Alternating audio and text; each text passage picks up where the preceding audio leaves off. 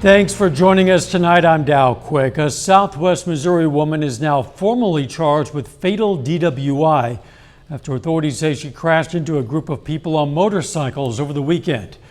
It happened around 11 Saturday morning on Missouri Highway 39 north of Aurora. Troopers say a car driven by Teresa Minetsky of Aurora crossed the center line and struck 5 motorcycles. 4 people died, 2 were motorcycle riders, 2 were passengers. They are 61-year-old Linda Anderson, 59-year-old James Olmstead, 28-year-old Cameron Hale, and a 17-year-old female, all from Aurora. 6 more people on motorcycles were seriously injured. Minetsky was also seriously injured. She is now formally charged with DWI, resulting in the death of 2 or more persons. You can read more information about this story on our website, KOAMnewsnow.com.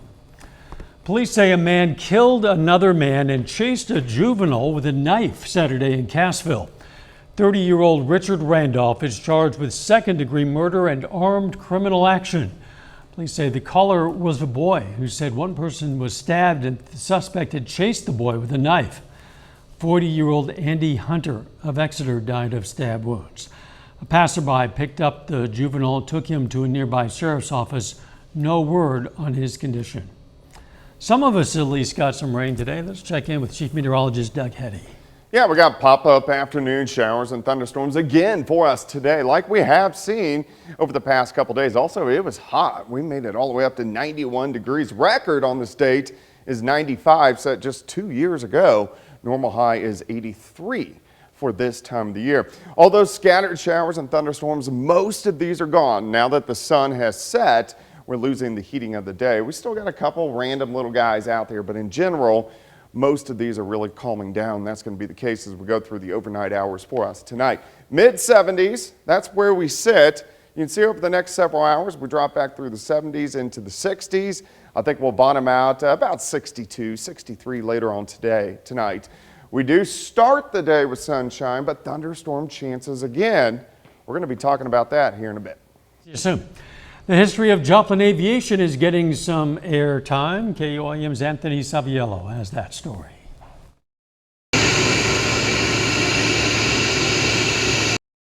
If you're a fan of aviation, then you might want to make some aerospace in your schedule to check out an exhibit at the Joplin Regional Airport. 3, 2, 1, 0. We have booster ignition and liftoff.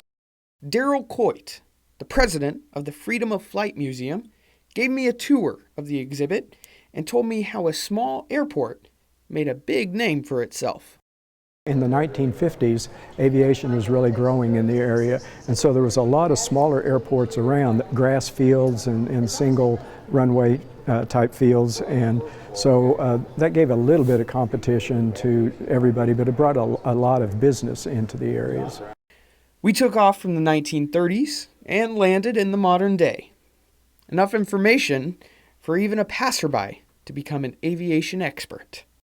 This was done by a Missouri Southern State College or State University student, Malcolm Robertson, and he had a history project he needed to fulfill, and so he's worked several months on it for us and did a really good job.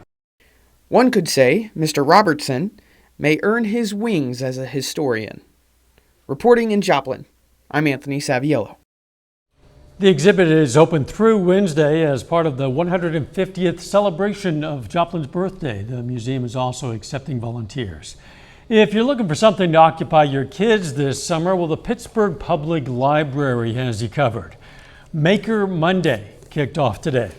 The summer-long event gives kids a chance to explore fun projects. They can create and take home a new craft each week. So these programs provide an opportunity for kids and teens to get out of the house into a safe area of the community and meet with friends and socialize and just have a good time outside of school and other places during the summer. Workshops take about an hour. The library will be closed on Monday, June 19th, so there will be no class on that day. Public Library in Fort Scott, Kansas also hosted an event today. Folks there had the chance to paint some rocks and enjoy some snacks and drinks. After the rock painting party, they went on a walk searching for other painted rocks. Organizers say it's a chance to explore creativity and nature. We are painting rocks as a kindness rocks painting party that brings us together as a community and lets the kids work in cooperation to do something fun and creative. You can find other fun events all around the 4 states on our website, koamnewsnow.com/events. Missouri Southern's inspiring kids to check out some new sports and get active. KOAM's Amber Jenkins caught up with some kids trying golf for the first time. Summer times means summer camps, and Missouri Southern State University's Kids Sports Camp focuses on learning different kinds of sports.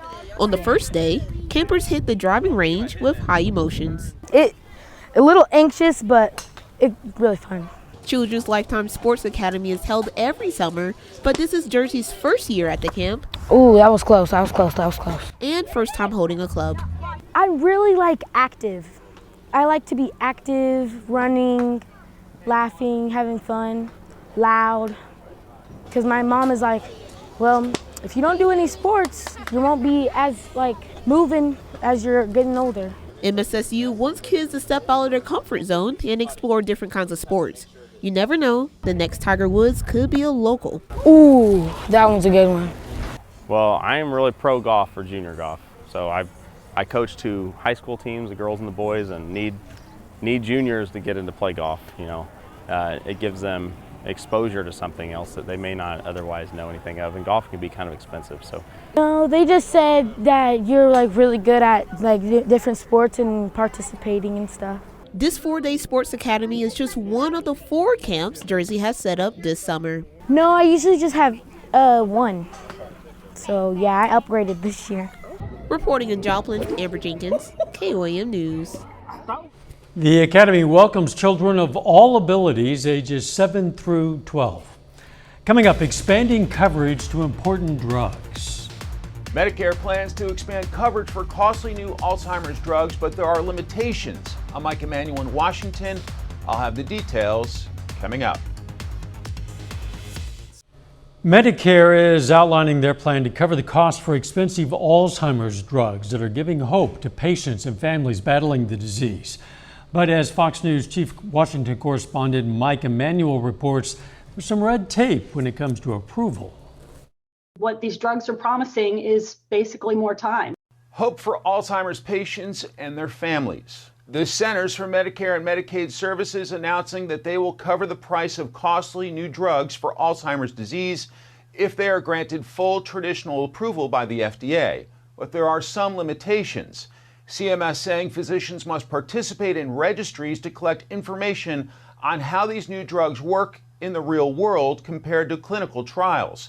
The Alzheimer's Association criticizing the stipulation, saying the registry creates an unnecessary barrier for doctors and patients. CMS's decision goes against precedent that they have utilized it with every other disease and every other treatment. Individuals living with the early stages of Alzheimer's disease deserve that same equal access. This new class of drugs is believed to be the first to slow cognitive decline in Alzheimer's patients when used in early stages. The FDA granting accelerated approval to both Leqembi and Aduhelm, but the drugs require full approval before CMS will cover the costs, which are currently more than $20,000 per year. 2,000 people per day are progressing out of the phase where they could benefit from this treatment. The CDC estimates that more than 6 million people are currently living with Alzheimer's disease in the U.S. In Washington, Mike Emanuel, Fox News. Drug maker Indivior has agreed to pay more than $100 million to settle an antitrust case. Indivior is the maker of Suboxone, a drug used to treat opioid use disorder. In 2016, the District of Columbia and 41 states, including Missouri, Kansas, Oklahoma, and Arkansas, sued the company, accusing it of trying to extend its monopoly over the drug. This prohibits other companies from producing generic brands that would lower patients' prescription costs. The company does not admit any guilt in the settlement, but says the deal is a, quote, negotiated compromise. Doug is next with a complete look at the forecast. And later, some Pitt State and Missouri Southern baseball players earn All-America honors. We're going to break it all down for you in sports.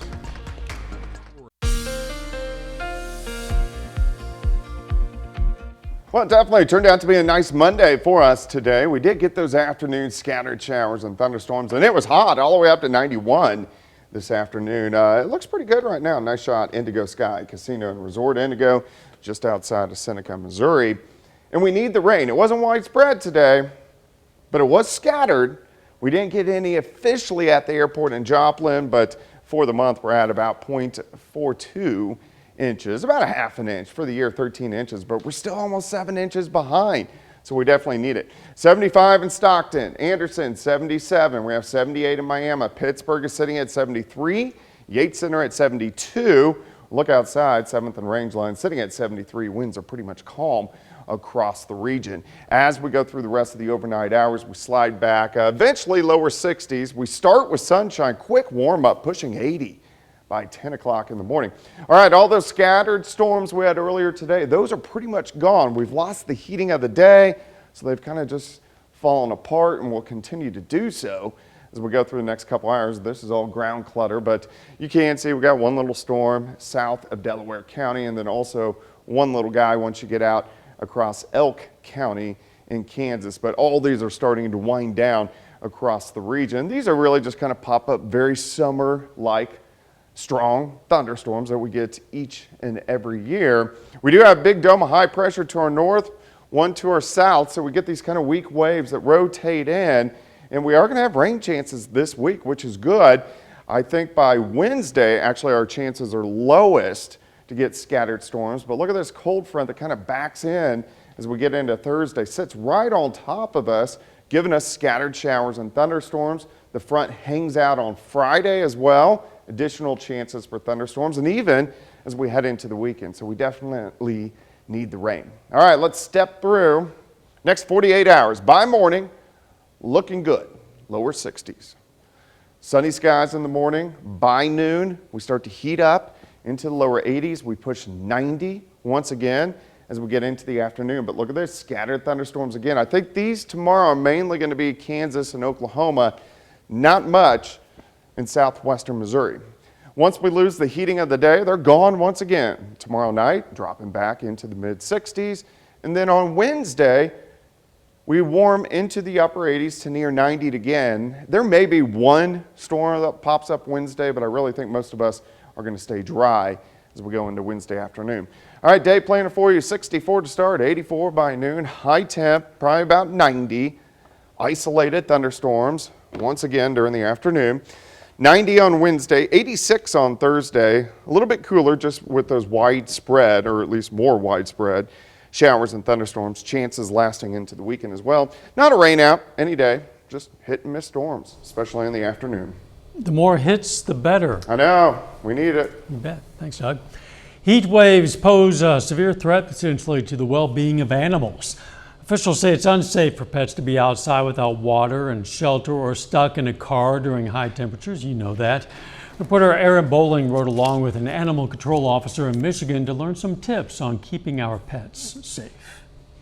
When animal control officer Sean Lutz hits the road in the summer, he pays close attention to pets in cars. Yeah, during the summer months, typically June, July, and August, it's pretty average that we'll run between 18 and 20 dogs in a vehicle a week.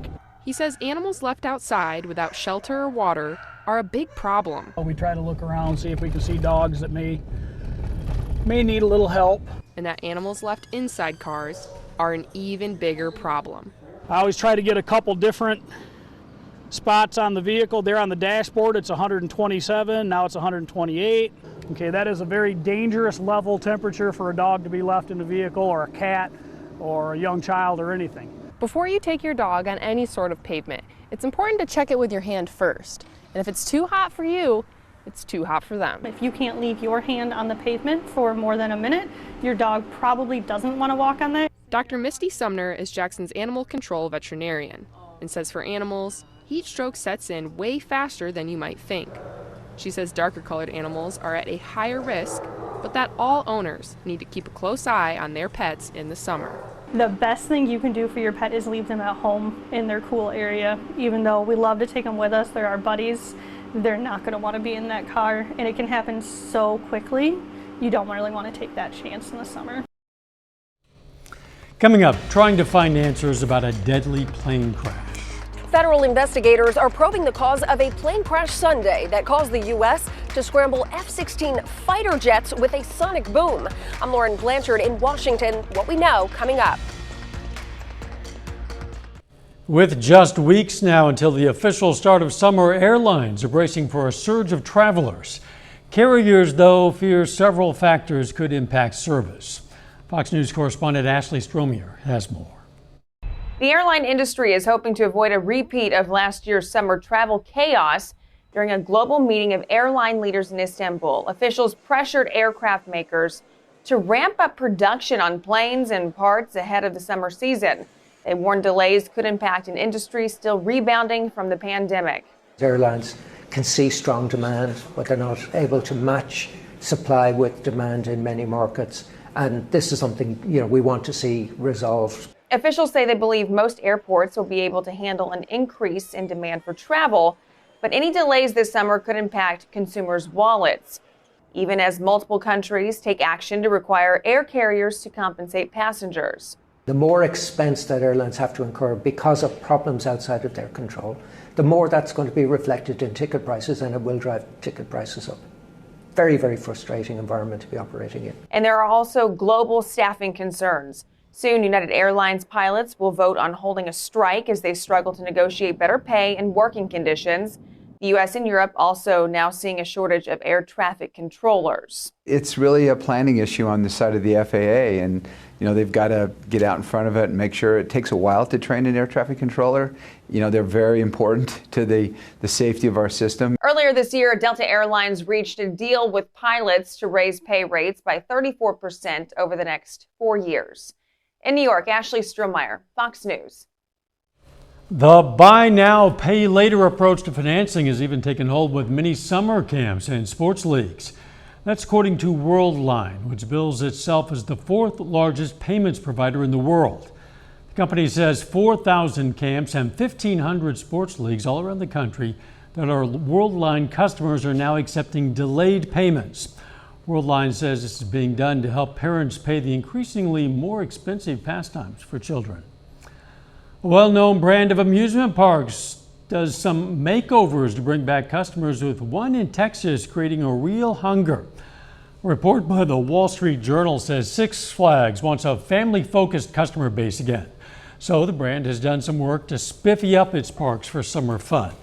The report says the strategy to attract more customers includes new child-friendly rides and coasters, water parks, and a new redesigned also a stroller palooza. Six Flags had a 30% drop in attendance last year after a price increase. Up next, we're going to take a look at why a Louisiana kindergarten graduate is going viral online. Young girl in Louisiana is showing all of us what success looks like, and she just graduated kindergarten.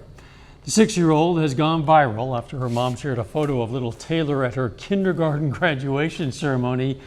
A lot of people online are focusing on how elegant and focused she looks during the event. Many have even created cartoon posters and videos from her portrait. Taylor's mom says her daughter is not aware of the national attention and is enjoying her summer vacation before going on to first grade, a great big step. 30 more minutes of news, weather, and sports coming your way. Plus, the Joplin City Council meets to discuss the creation of a theater community improvement district around the area of 32nd Street. Joplin might see some big changes in the area of 32nd Street and Rangeline. The Joplin City Council tonight approved the establishment of the 32nd Street Theater Community Improvement District. It would add 2 new hotels to the area and demolish the old Holiday Inn space to make room. A CID bond of $540,000 is needed to fund the demolition of the old Holiday Inn. Some area middle and high school athletes among students participating in other activities got their free physical examinations done today in Joplin.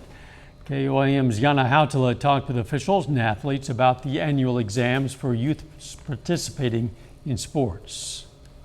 More than 300 students from Joplin, Riverton, and Columbus schools are getting their health checked at the Joplin High School Gymnasium. Around the corner. The Missouri State High School Activities Association now requires all student athletes and members of activities such as band to have a pre-participation physical every 2 years. Orthopedic surgeon Robert Lawrence has been doing high school physicals in Joplin for 26 years. We're trying to pick up any previous injuries they've had or any health problems they have. A lot of times whatever their family history is really important. So if their dad's had heart problems or they've had passing out episodes, you're trying to pick up those things. And if they have prior injuries, musculoskeletal injuries, you're trying to pick those up as well. Staff members say the partnership between Freeman and participating schools can save a great amount of money, especially for a family that has several athletes. Typically, if a athlete went to their family doctor, probably cost me over $65 to $100 to get the exam. So we're running through 300-400 kids a night. So it's a lot of savings to kids. Students like the efficiency of the physicals. It can help reduce risk on the coach's side and everything else. If the athlete's not healthy, then it's a risk and a danger putting them out on the field, court, anything. And I just feel like this is a great way to help reduce that risk and help get the right kids out there. In Joplin, Yana Hautala, KOAM News. Hyatt emphasizes the importance of getting your physicals done before the season. There will be 2 more scheduled examination nights this month at Neosho Junior High and Webb City High School. The Biden administration announces funding from multiple states, including Kansas, that will help reduce train vehicle collisions and blocked rail crossings. Olathe gets nearly $18 million. Wellington receives $8.8 million, and the city of Emporia gets $601,000. Fayetteville, Arkansas will receive up to $576,000.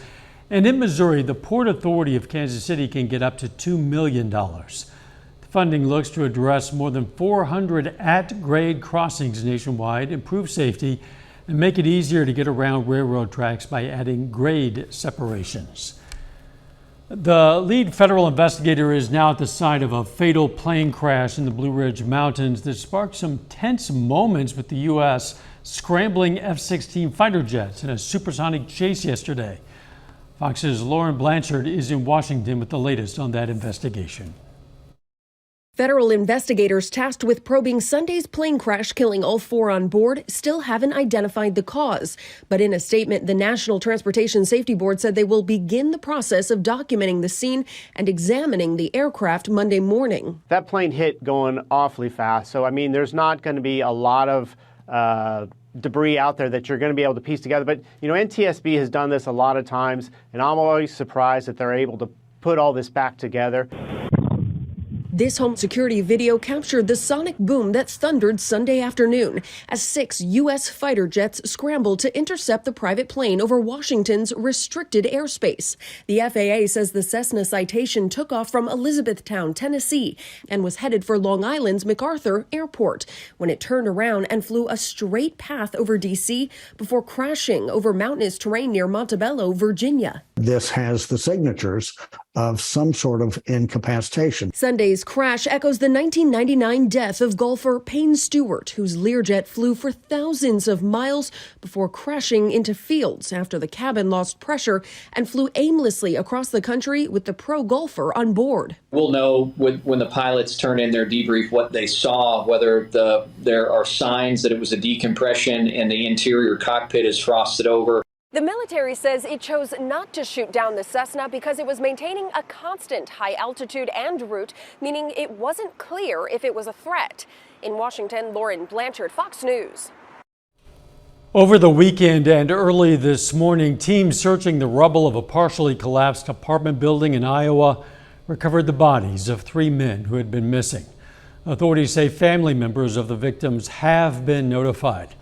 One of the residents injured in the building collapse has sued the city of Davenport and the building's current and former owners, alleging they knew the building had structural problems and failed to warn the residents. A bit later, we're going to take a look at how small businesses are implementing AI in daily tasks and how those businesses are benefiting from it.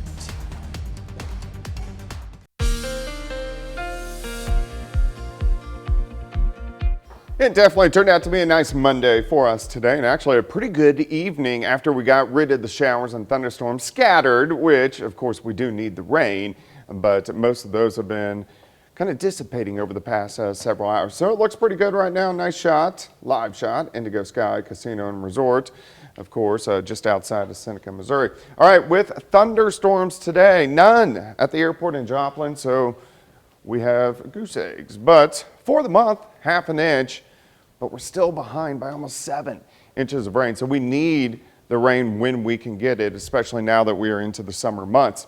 All right, Iola 69, 76 in Nowata. Pittsburgh is sitting at 72. Carthage 73, Anderson 77, up towards Stockton sitting at 74. Looks good, 7th and range line outside 73. Winds are pretty much calm. Our visibility is 10 miles, so you can see far outside tonight. We are going to drop back low to mid 60s, but look at this, back to 80 by 10 a.m. Today we hit 91, so it's going to be another hot one, warm to teetering on hot as we go into Tuesday afternoon. All of our showers and thunderstorms pretty much gone. We still have a little cluster out across our far western counties. All this is ground clutter, so everything is winding down over the past couple hours, but you can still see some scattered storms once you get down south along I-40 from Fort Smith over toward Oklahoma City. But this is just our very summertime pattern. We get these pop-up thunderstorms in the afternoon, have high pressure to our north, so that's why these storms are driving from east to west, which is a little bit atypical. But from the same direction, from the northeast, we're going to get a cold front that starts to slide in late Wednesday into Thursday.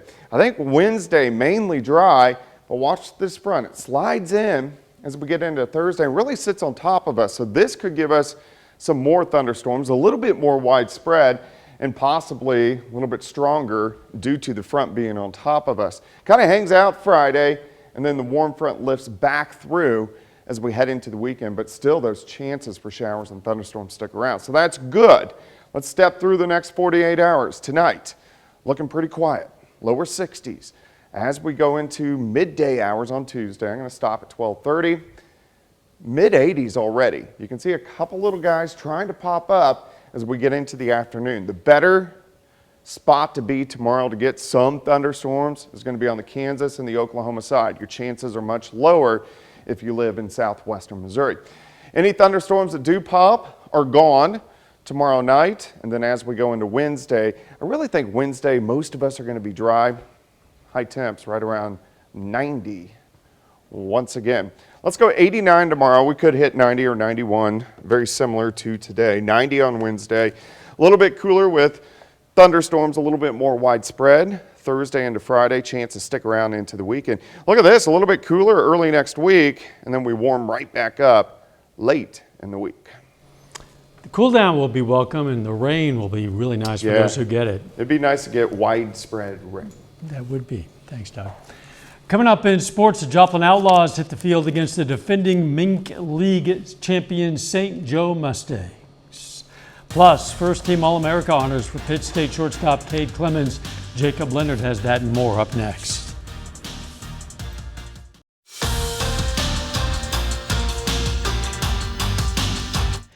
The Joplin Outlaws are 1-0 to begin their Mink League schedule. The Outlaws won their season opener over Des Moines on Thursday before the second game of the series was postponed in the 5th inning due to the weather. Tonight, though, no rain. Outlaws back in action, hosting the defending league champion St. Joe Mustangs. Cade Billier on the mound for Joplin. He goes 4 shutout innings with a pair of strikeouts. Joplin on top 2-0 after 4. Now in the 6th, check this out. Runner on second for William Kelly. Destroys his bat, grounder to the left side. Runner tagged out. Kelly safe at first, but gonna need a new bat. Couple batters later, Landon Meyer delivers a base hit into right. Great effort out here on the diving attempt. But the ball gets down. Kelly, check him out, trying to score all the way from first. Great slide to beat the tag. Joplin takes a 3-0 lead with that. Joplin goes on to win it tonight 6-1. The Outlaws now 2-0 to start the season. A pair of Pittsburgh State baseball players earn All-America honors this week from the NCBWA. Catcher Nixon Brandon and shortstop Cade Clemens have been named NCBWA All-Americans. Clemens is a first-team selection at shortstop. Clemens Started 50 games for the Gorillas this spring. He hit .335 with 18 home runs, 13 doubles, and 3 triples. He had 52 RBIs this spring, and his 18 home runs were third most in the MIAA. And behind the plate, Nixon Brannon is a third-team All-America selection from the NCBWA. Brannon had 22 doubles, 15 home runs, and led Pittsburgh State with 69 RBIs. Now, he has previously been named first-team All-Region and the MIAA Co-Player of the Year. Yeah, he just came in and was himself all year. He didn't feel his way out. He came in and believed in himself. He's got kind of an unorthodox way of hitting, but it works for him, and we don't try to change too much. But I think at the end of the year he pressed a little bit, but I think he's going to come back and have another really good year for the Gorillas. It means everything to me, man. I love this place. I love this town. I love the people. That was a lot of me coming here was the Gorillas everywhere in town. It's awesome to have Cade Clemens on there with me. He works just as hard as me in the off season. It's great to see his work pay off too. I love seeing Cade Clemens first team on there. It means a lot. It's great for the program here at Pitt State. Missouri Southern second baseman Nate Miskowski is a second-team NCBWA All-American. This is actually his third All-America selection this spring. And Miskowski did it all for Missouri Southern this season. Hit .374 with 99 hits, including 19 doubles, 14 home runs. Miskowski drove in 66 while drawing 34 walks. Now, he's not the only one from Southern. All-America honors. You see there, Miskowski is second-team All-American from the CCCA, ABCA, and the NCBWA. His teammate Matt Miller, the Aurora, Missouri kid, is a third-team ABCA All-American. Pitcher Cole Woods earns honorable mention All-America recognition from the CCCA. But here's Lions head coach Bryce Darnell on his second baseman Miskowski earning All-America honors from 3 different groups. Nate, just an outstanding middle infielder, really good on defense. I know his bat is what everybody talks about, but you know, he's a really good all-around player and just takes his hitting very seriously, practices a ton, loves baseball, and the success that Nate has is largely because of his work and what he does to prepare himself. Nate Miskowski is a great player. Just finished his sophomore season, so Missouri Southern fans still going to see him around for a couple years. Yeah, it's good to hear. We'll be right back. Ever feel like you or your kids spend maybe a little too much time staring at the smartphone screen? Yeah, well, members of Gen Z are leading a mini revolution toward unplugging by looking back to technology from the early 2000s. Reporter Jared Hill explains. Is going dumb the new way to get smart?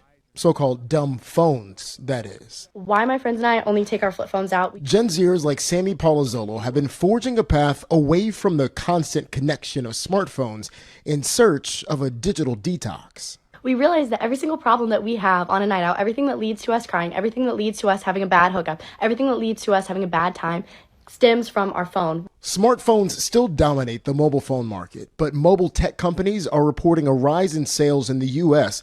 for their most basic models, thanks to Gen Z. Young people themselves are kind of self-censoring and saying, I don't really need the negative mental health and social harms that come with an always connected life. The flip back to what are called feature phones, good for just a quick call or basic texting, comes as the U.S. Surgeon General issued a new advisory warning of the mental health effects that social media and too much screen time are having on young people. We know, for example, that when teens are using more than 3 hours a day of social media, they're facing double the risk of depression and anxiety symptoms. Young or not as young, experts say people trying to unplug don't need to take an all-or-nothing approach. Turn off notifications, put the phone on Do Not Disturb, even change the color to grayscale to make using the screen less exciting. A handful of companies are also trying to penetrate an in-between market with phones designed to use only certain apps, like those for streaming music or for navigation. A lot of businesses are implementing AI into daily tasks, but there's a divide on how much of a benefit that new technology is going to provide. A report from American Express shows 41% of small businesses are prioritizing AI to assist with business decisions, but there are major gaps in how AI was received by business owners based on their age and number of employees. 16% of small business owners with less than 10 workers saw benefits from AI compared to 75% of owners with 101 to 500 employees. Coming up, how a surprise visit from Batman is helping a young boy fight cancer. A 5-year-old in Maine battling cancer was recently celebrated with a fundraiser to help with the cost of his treatment. James Corrigan has the story of this inspiring boy named Asher, who loves to dress as a caped crusader. He's super strong. 5-year-old Asher Belanger has been fighting the most dangerous of supervillains, cancer, in the form of acute lymphoblastic leukemia. Since his diagnosis in February, Asher has been in and out of the hospital on a weekly basis, taking a toll on both he and his parents. It's hard to see your kid like that. We've worked really hard on trying to give him a safe space to feel all the feelings that he's feeling and still give him as much control as we can in the situation, because right now we don't have much control of anything. Asher's treatment has strained him emotionally, which is why his family and friends wanted to give him a boost. And they did so with the help of a powerful friend. With the help of Batman and the Batmobile, Asher became a caped crusader, and he was serenaded at a fundraiser in his name at the Lost Valley Ski Cabin in Auburn, meant to help the family's financial situation with more than $5,000 already donated, along with numerous items from local businesses. And for Asher, a moment where he can finally be himself. But he can be a kid for a little bit longer. Really, that's all. Because having to grow up dealing with cancer is hard, so getting him to still be a kid is very important. Through fighting villains and putting smiles on faces, Asher Belanger saves the day by living each one to the fullest. Sounds like there are a whole lot of superheroes in that story. That's our time for tonight. Thanks for joining us. We're going to leave you with video of a macaque monkey at a zoo in England. Let's make it a great tomorrow.